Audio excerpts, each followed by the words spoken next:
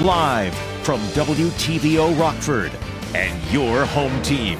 Eyewitness News at 5 starts now. Illinois gets ready to end a cash bail. We'll hear from a local state's attorney on the concerns many have about the new law. In a little more than a day, tens of thousands of U.S. auto workers could walk the picket line. Illinois' senior U.S. Senator weighs in on why he thinks companies have more room to move. And it's been 2 years since the State Line Community Theater lost its home. We'll hear from Peck Playhouse on their new plans to rebuild. Good evening, I'm Mimi Murphy. And I'm Eric Wilson. Cash bail for most crimes is all but coming to an end here in Illinois. The Pre-Trial Fairness Act goes into effect Monday. Our Drea Baroni spoke with Winnebago County State's Attorney Jay Hanley. And Drea, how is his office preparing? Mimi and Eric, many are concerned about what that means for current inmates housed in the Winnebago County Jail. They won't automatically be released on Monday, but they could get out. Those in custody will choose if they remain in jail on bond or choose to be treated under the new law. That means defense attorneys will meet with them, then file the correct motions.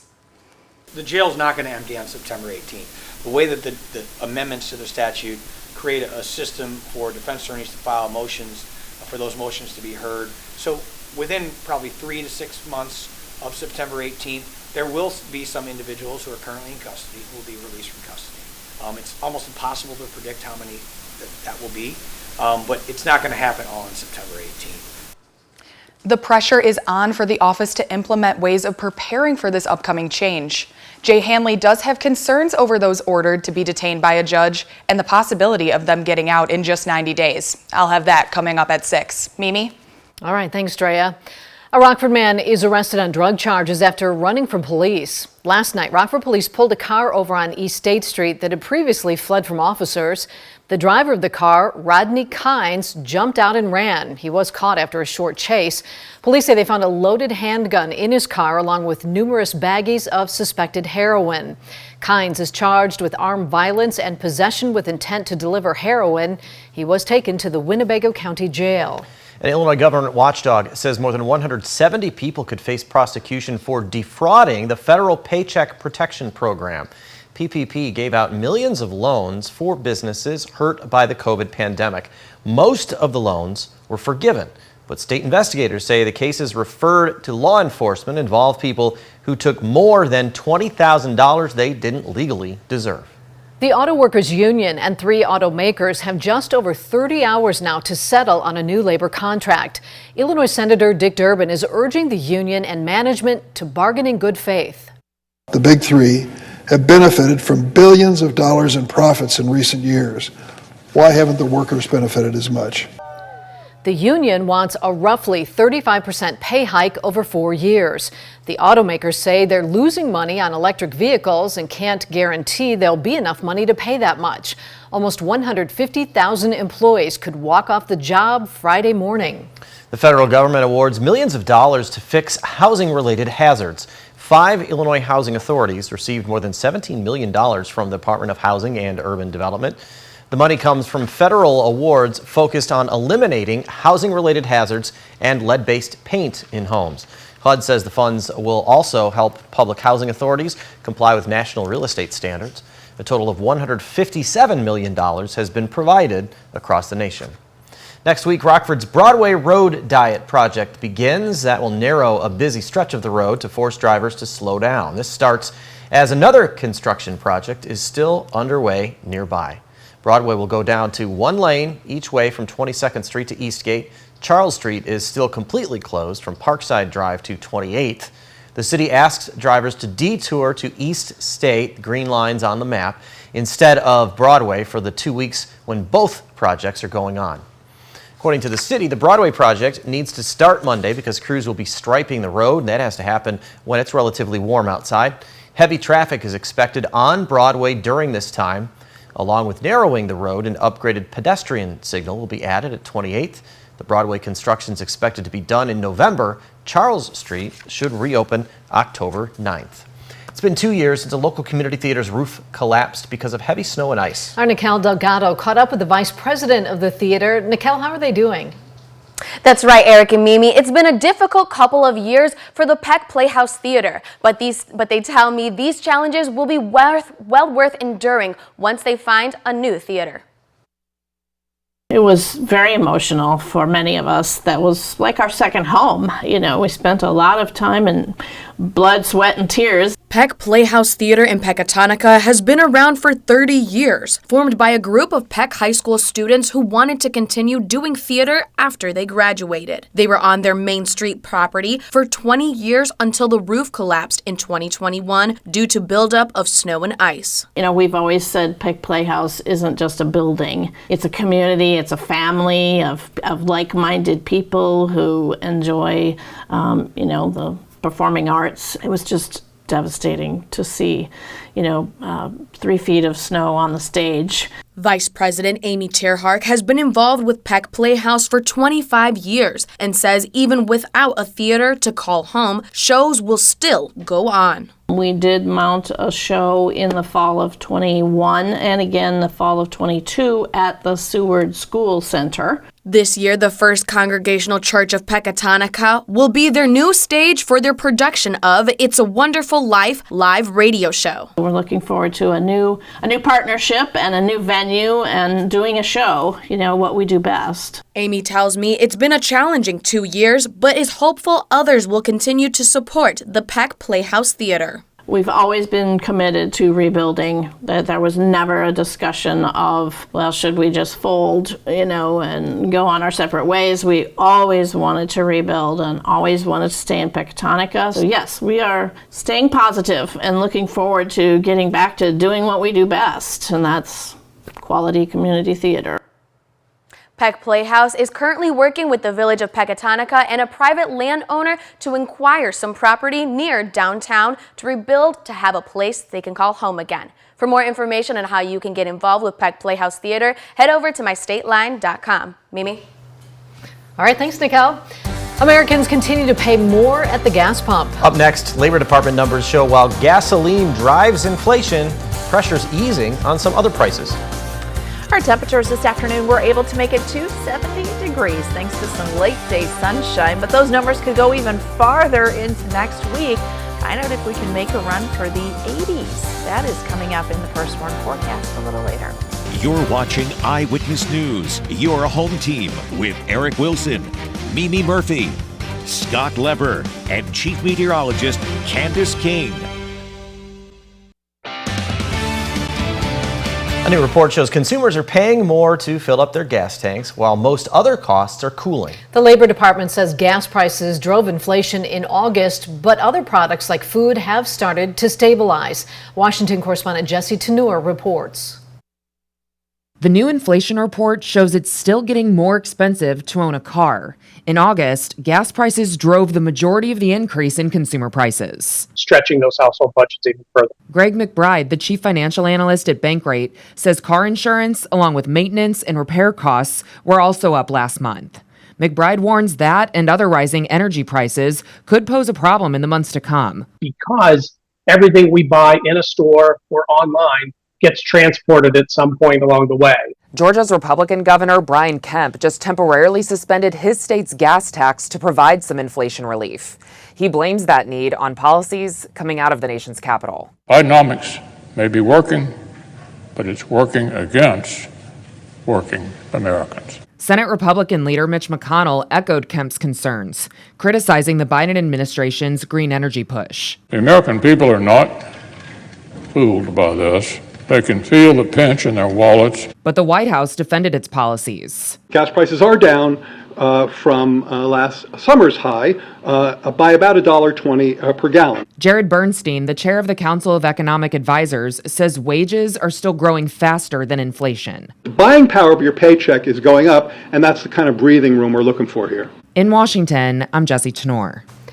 Temperatures spent most of the day in the 50s and 60s. We actually just hit the 70-degree mark in Rockford not too long ago. Up next, Candace says the rest of the week should be a little warmer.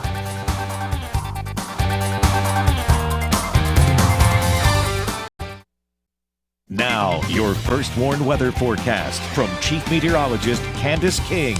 Pretty nice and comfortable out there this afternoon. You take a live look with our SkyTrack camera out at the Poplar Grove Airport. Nice to get some sunshine following some of the fog and the cloud cover we had out there earlier today. And that resulted in a very slow climb in our temperatures throughout this morning, where we spent most of that time in the 50s. It wasn't until the noon hour that we actually made it to 61 degrees. But once we were able to see a little more sunshine, you can see how those temperatures, they were quick to warm to 70, now cooling back down to 64, and that's where we sit right now in Rockford. 67 in Freeport, up to 70 in Savannah, and you're at 65 degrees right now in Monroe. Our weather watcher Terry in Genoa checking in this evening. 68 degrees, dew point temperature at 52, and a northwesterly wind that is light at about 5 miles per hour. Our winds will stay light through the night tonight as our skies continue to clear out. High pressure building in from the north will keep us fairly quiet but cool as temperatures tonight drop back into the 40s once again. We're down to 47 degrees.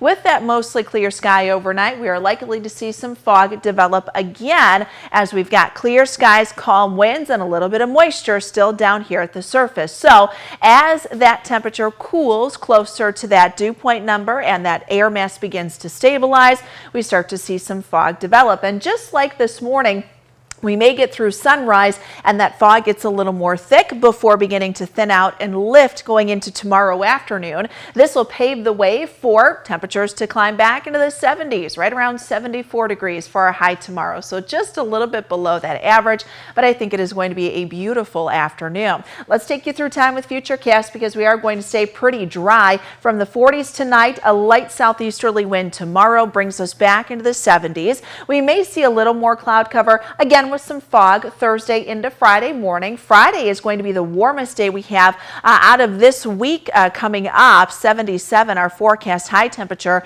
as the winds turn to the southwest. But you start to notice a little more of the cloud cover kind of working in Friday night. Friday we are going to stay dry, and Friday night we should stay dry. That chance for rain comes in once we get into Saturday. That is forming ahead of a cold front that'll work through Saturday morning and afternoon and bring us a chance for some showers, maybe a rumble of thunder. There isn't a lot of instability associated with that, but we've got cloud cover that'll knock those temperatures down just a bit, and rainfall right around 1/10 of an inch up to 1/4 of an inch. So it doesn't look like it is going to amount to much once we get into Saturday. Sunday will dry things out, and then we look ahead into next week and those temperatures will begin to warm. Another ridge of high pressure building in, and we see those numbers climb back up above average. Average high 75, 76 degrees going into next week, and we could see temperatures back up close to 80. In fact, I do have an 80-degree number. Boop. Right there, next Wednesday. But before we get to that, we're at 74 tomorrow, 49 tomorrow night, 77 on Friday. We'll see that number drop a little on Saturday. Sunday looks like a better day to get out and enjoy, at least out of the weekend. 75 on Monday. We do have a small chance for maybe a shower or thunderstorm once we get into Tuesday, Wednesday. Just kind of depends on both a warm front and cold front coming through. But overall, I think we'll see those numbers climb through next week. We all know we could use that rain. Thanks, Candace. Wisconsin next with sports. We'll be right back.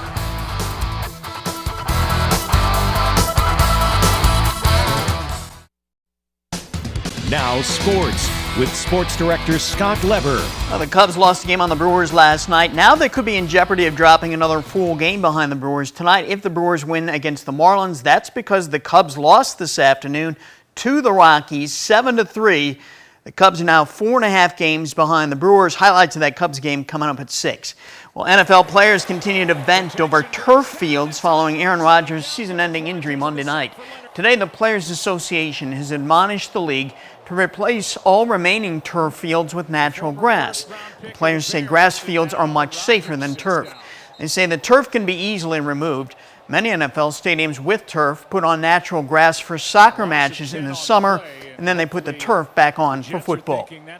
Well, our local high school football teams continue to show out in the high school football rankings this week put out by the AP, especially at the smaller levels. Now in Class 7A, Huntington is still not ranked, but the Indians are getting closer with 8 points. In 6A, Belvedere North and Harlem are unranked. North picked up 6 points. Harlem picked up 2. Class 5A, Sycamore is second in the state behind Prairie Ridge. In 4A, Boylan is ranked 5th. In 3A, Byron is still number 1. DuPec is tied for 7th. And Stillman Valley is unranked, but the Cardinals have 6 points. We don't have any 2A teams. In 1A, Lena Winslow clings to that top spot. Forreston is second again. Sterling Newman is ranked 7th, and Fulton is 8th. My oh my, hockey season is fast approaching. The Blackhawks opened up their pre-camp prospect camp today in Chicago. 8 current or former Ice Hogs were on the ice. Some of the prospects included Kevin Korchinski, Nolan Allen, Colton Dock, and Luis Crevier. Not their top draft pick, Connor Bedard. He'll take the ice when the Blackhawks open their regular training camp a week from Thursday. That's sports. We'll be right back. Finally tonight, 12 toys are being considered for induction into the National Toy Hall of Fame. Let's take a look at the list. Baseball cards, check. Battleship, bingo, Bop It, Cabbage Patch Kids, Choose Your Own Adventure game books, Connect 4, Ken, Little Tykes Cozy Coop, Nerf, Slime, and Teenage Mutant Ninja Turtles. Class of 2023 toys will be inducted November 9th. We probably all had those in our I had house. pretty much everything on the list. The only thing I didn't have was Ken, and I didn't have a Bop It, but Allison had a Bop It. Your daughter had a Bop It, okay. Isn't that the one where it's like, Bop It? Mm-hmm. Yeah. The little Twist it, Coop. punch it. Yeah, that's one thing. Yeah. Yeah. I was like, what else is there? Right, I know. It was noisy. Bop It's the only one we remember. Toys. It'll be nice to be outside. Hey, well, you know, when we were younger, my Barbies played with my brother's Teenage Mutant Ninja Turtles. Oh, He man. was, you know, That's the only allowed. brother. Yeah, you know, 4 girls, so Sure. it Yeah. had to go that way. But yeah, you know, it is going to be a good afternoon to get out and do some outdoor activity, maybe playing outdoors. You've got Use the Nerf ball. Use the Nerf ball. There you go. Just be careful with that because those things can hurt a little bit after a while. Temperatures. If the Nerf ball hurts you, you're using it wrong. That's the whole purpose for a Nerf ball. Maybe I'm thinking of the Nerf guns. Maybe the Right? guns. Yeah. Yeah, I pictured the football. Yeah. Okay, Like, that's to not me, what I was thinking Nerf of. automatically. Nerf hoop. Yeah, that's what I was And you thinking. catch We had it. Nerf hoop tournaments. Yeah. Maybe we did play it wrong when If we you're were catching younger. it with your face, that could hurt too, even if it is a Nerf. Well, that's true. All right, moving on. 47 tonight, 74 tomorrow. We're 77 on Friday, and then close to 80 next week. Thanks, Candace. And thank you for spending some time with us. Stay safe.